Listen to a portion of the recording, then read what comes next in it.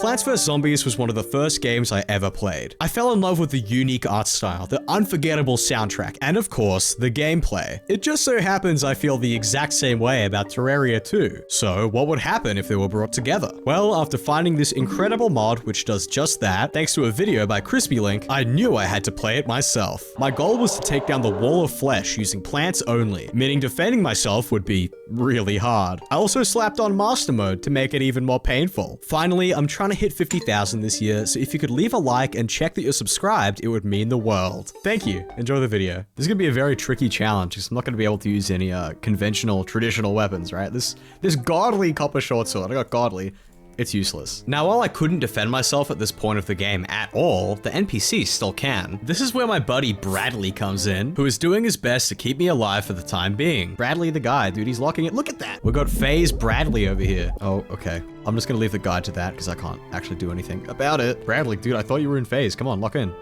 Lock in. What do we... Bradley, please. They just killed a buddy. You know you want it. Come on, up here. Up here. Yeah. You're dead. You're dead. Goodbye. Hello! With my only options being to either go explore on 2 hearts and with no weapons, or set up a base now before nighttime, I picked the latter option. Unfortunately, once I was there, it turned out my guide had been seduced by the slimes. In the pursuit of passion, Bradley opened up the front door, only to be tragically destroyed from both sides, dooming us both. Okay. Heading to the left of the world, I started mining some cactus for a potential armor set. However, my quest was cut short by a tourist from the jungle biome. How is there a jungle bat here? It just did 53 damage. What? With what I had, I crafted a helmet. It's like the cactus from Plants vs. Zombies. And did even more exploring, looting a chest, attempting to find a sky island, but running out of platforms, and getting bullied relentlessly practically within my own backyard. The first couple days sucked. They did at least until something very peculiar showed up in the chat. Actually just got the worst. Okay. Whoa, wait, hold on. Dave the Crazy has arrived. Who is that, bro? Is that Crazy Dave? I love space. Yeah, I bet you do, Dave. Okay, we have a zombie lure. Right click to summon a zombie wave, which is a work in progress. Gardener's shovel, which can be used to remove placed sentries or plants. A pea shooter seed packet. 20 botanic damage. Okay, that's new. A sunflower seed packet. Very, very self-explanatory. A walnut seed packet. Okay. And a potato mine seed packet. Ooh. Okay, so you just place them down and they generate sun over time. It's just like in the game, all right. To do a quick summary of everything up to here, having a seed packet in your inventory has collectible sun coming down from the sky during the day, but not at night, just like in the games. Sunflowers, however, produce sun all around the clock, putting in insane overtime to keep our reserves full. In other news, we now have the pea shooter, which for 100 sun puts up a pretty inconsistent but still viable stream of damage against enemies. After 40 odd minutes, I was finally able to fight back. Additionally, there's the potato mine, which after taking some time to arm itself deals 150 contact damage when hit. Early on, this was situational at best, so I didn't find myself reaching for it in the beginning. This doesn't compare to the walnut though, which does nothing. I assume there are plans to have plants be damageable in the future, but for now, it's useless. Finally, after farming for a few minutes, I learned the hard way that when you die in this mod, your sun gets reset to 50. This was an absolutely brutal feature, I cannot lie. With all of these together, I felt ready to properly explore my world in preparation for my first boss. So that's exactly what I did, finding life crystals, landmarks, and gear that I'd otherwise be thrilled to find in a regular playthrough. No way. When I'm doing this challenge? Really? After returning home due to low HP and not wanting to lose the sun I'd collected, all I had to show was a pitiful collection of armor and accessories. This should have been fine. I could go back to mining in peace and... Oh, it's a slime rain. Are you serious? We're gonna have to place down a couple pea shooters, I can't lie. Oh, he's here. I'm not gonna plant anything more. I'm just gonna let my defenses do the job. Oh, they're already taking chunks out of his health. Oh my goodness. The pea shooters are absolutely melting the king slime. Master mode king slime versus a bunch of pea shooters, man. Oh, he's going right on the potato mines too.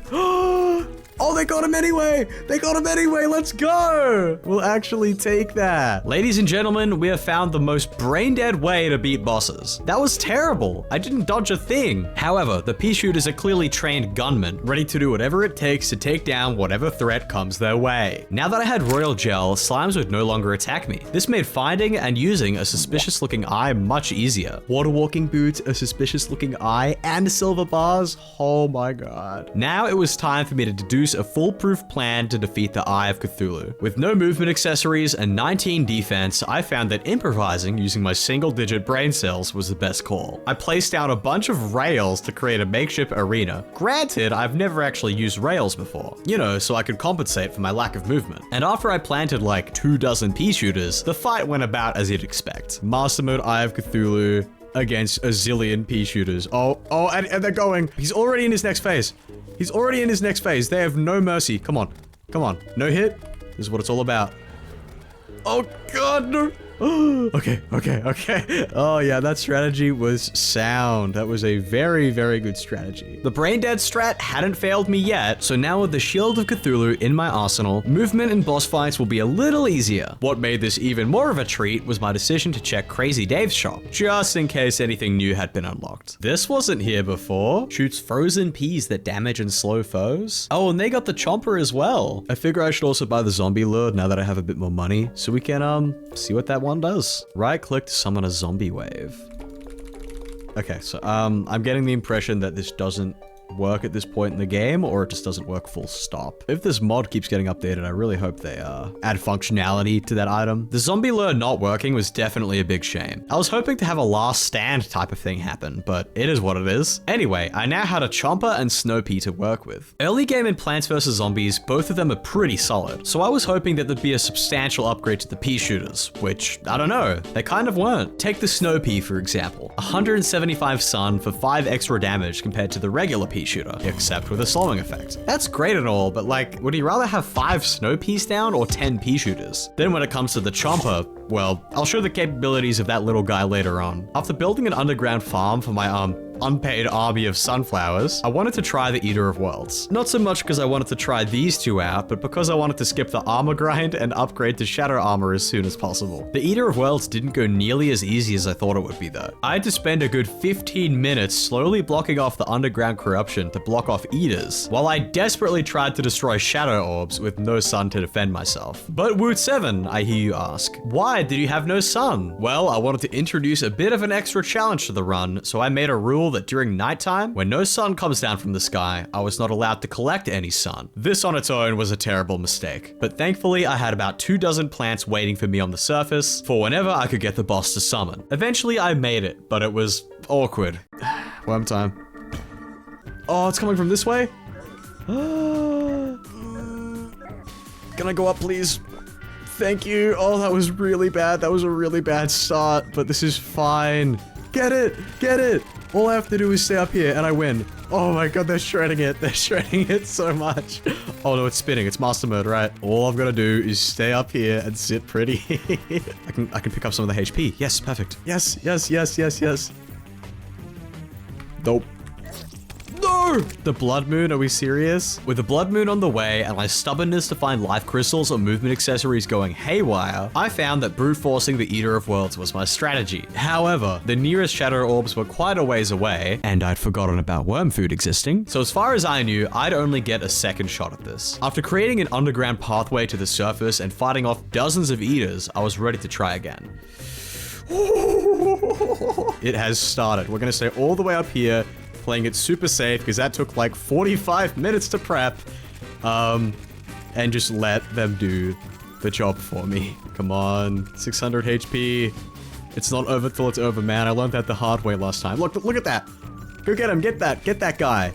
Oh, Eater of Worlds have been defeated. Oh, yes. You might think the amount of plants I had was overkill, but Master Mode Eater of Worlds with no proper movement accessories and half the HP you should have kinda sucks, especially for someone like me who's just like objectively bad at the game. Moving on, I finally got my hands on the shadow armor I so desperately needed, and on checking Crazy Dave's shop on a whim, noticed I now had the repeater unlocked. With a 200 sun investment but dealing a large 33 damage with 2 peas fired at once, this would become my new go-to for exploration. Oh! That was not scripted. That was not scripted. No way. 1% chance, by the way. Now, I should have been exploring, but I found myself aimlessly looking through the crafting menu instead, wondering if the mod had anything I could craft. But then, something terrifying happened. Ah!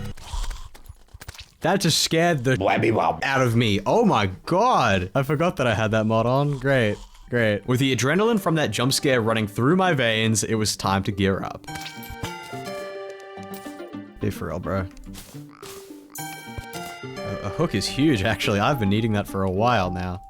Wait, what? All my sunflowers are disappearing. Wait, did they despawn over time? I'm pretty confident my sunflowers despawned because I'd planted too many other plants around the world. So this was a bit of a kick in the guts. A bit burnt out on exploration, I decided to build some fancy houses for my NPCs to move into. I knew that going further into this mod would prove very challenging, so I'd need all the help I could get. Now presenting Castle Dave. Named after Crazy Dave, I made the NPCs a gorgeous castle. I hope to see this on the front page of r/Terraria. This is a professional build. I also decided to break the no sun at night rule so I could replant my sunflowers prior to the day. It seemed unnecessary to put a halt on progress over a despawning mechanic I didn't know about. After this, I went mining until I'd found enough life crystals to max out my HP, and had my favorite NPC move in as a cherry on top. Today was a great day. The zoologist arrived! Hell yes, bro. Perfect time to max out my HP. Now that I had max health, it was time to build my Skeletron arena and attempt to take down the second to last boss of hard mode. All right, here we are at the dungeon. We got a pea shooter here from ages ago. All right, let's get on to making this place a proper arena. By the way, if you're enjoying the video, please leave a like and subscribe. I figure, hey, we're halfway through. It would mean a lot if you could show some support. But, oh, wait, hold on. Looks like I'm out of time. The arena's almost done. Like, subscribe, whatever. My strategy was placing down a ton of repeaters, but also tactically place snow peas to hopefully get the slowing status effect on Skeletron. I also wanted to give the chompers a time to shine, so I made this chunk full of them that I could hopefully try and kite Skeletron into. I wasn't sure if they were going to be that crazy in terms of damage, but I wanted to give them a shot regardless. All right, let's do it. Go. Okay, we're already very low. This is a very bad start, but look at the damage. The chompers do crazy damage. Both of the hands are down. This is huge. He is shooting skulls, and I am very low. Am I cooked? Oh, okay, that might have been humiliating, but that's okay. We're gonna go again a second time. Oh, I completely forgot that I have a dash. Oh, the zoologist. Hello, fine lady. After, whatever that was, I looked around for floating islands to boost my mobility, coming across a shiny red balloon almost right away. I want to reiterate that I wanted to bring nothing to the table in terms of dodging or skill, only testing the full capabilities of my botanical buddies. I also found a Star Fury, one of my favorite melee weapons, on a run where I'm not allowed to use any. Anyway, I found something pretty big. I don't know how long this was available to me for, but I could buy sun at nighttime. This was far superior to waiting for my sunflowers to spawn, or even despawn as we saw earlier. After restocking, I attempted Skeletron a second time. All right, let's go. And up. Let's go. Go chompers. Lock in, bro. Lock in.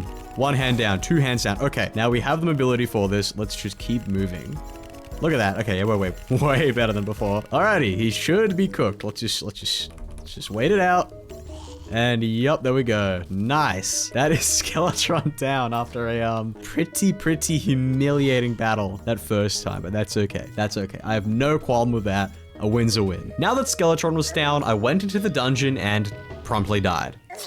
Afterward, I checked Crazy Dave's shop to see if defeating Skeletron had unlocked anything new for me, and it seemed it had. I'd unlocked the Cherry Bomb, which just like in the game, drops down a cherry bomb that explodes almost immediately after being deployed. Unfortunately, it had an extremely long 14-second cooldown timer, so I didn't use it much. But while testing it out, this happened. Whoa! Oh my god!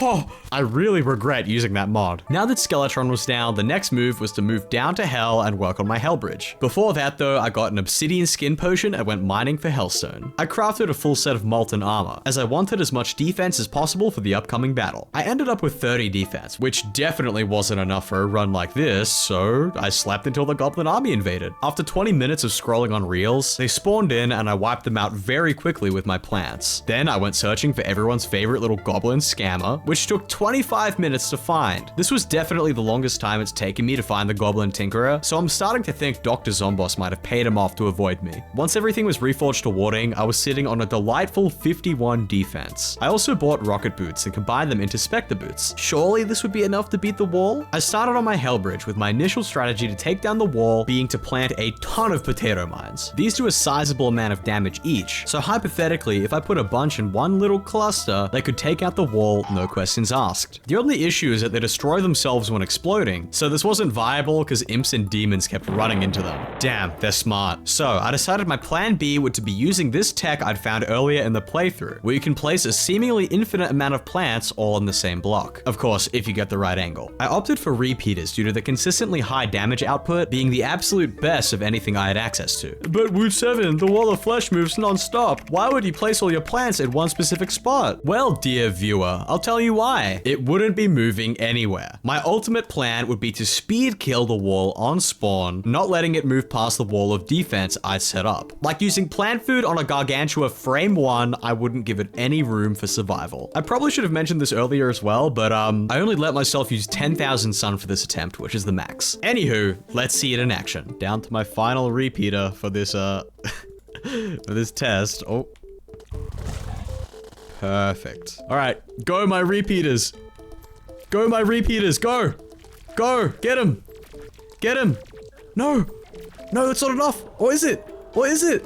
No. Unfortunate. There was definitely promise in this strategy. Getting the wall down to 6,000 HP on my first attempt is not bad by any means. However, the repeaters were clearly locked onto the wrong enemy, my guess being the hungry. So I did another attempt. Today, we are scientists. Get him. Get him. Get him. Oh god, yeah, they're just targeting the hungry, man. That is so useless. My first thought was to open up the roof and floor of the arena so that the peas had a better chance of hitting the wall rather than any other surface. This worked well with me doing twice as good, the wall only holding on to slightly north of 3,000 HP by the end of the battle. I'm also going to move them down a little bit just so they potentially have more of a chance to target the eyes of the wall instead of like the mouth or the hungry. I definitely felt like I was on the right track. If I guided the plants where to shoot, there would definitely be enough damage to succeed. There were interruptions though, unfortunately. Having them lower down and with more space was definitely the move, as once the repeaters locked onto the wall this time, the damage was unlike anything I'd seen before, leading to another personal best of 2,733 HP remaining. So I opened it up more and attempted. Opened it up more and attempted.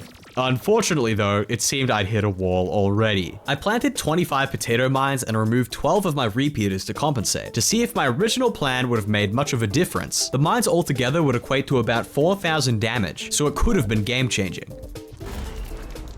And something else set them off. Great. Waiting ages for the guide to respawn had started to take its toll on me because Clash Royale and Reels was starting to get really boring. I had to come up with a better plan as soon as possible. I noticed the seed packs are affected by accessory reforges, so I decided to swap everything to menacing for a 24% damage boost on my repeaters. This wasn't a crazy difference because we were only going from 33 damage per P to 41, but it was still somewhat of a buff, leading to a new PB of 2,601 HP remaining. If only they didn't spend the first half of the fight all focused on this one very specific hungry. Attempts kept coming with little bits of progress being made every time. I then had the idea to spread out my repeaters a little more while keeping the same amount of them so there would be different lines of defense, as I like to call it. This turned out to be a great idea, leading to another personal best, but unfortunately the repeaters decided to ignore the wall at a certain point, so it still wasn't enough. This is pain. I'm in hell, both literally and figuratively. I built more stone platforms above and below the repeaters to yet again reduce the odds of them targeting the hungry, which yielded amazing results. That attempt had the wall sitting at just over 1,000 HP, meaning I was almost done. This didn't mean it wasn't super miserable to fight it again though, because I was getting beyond sick of the repeater AI.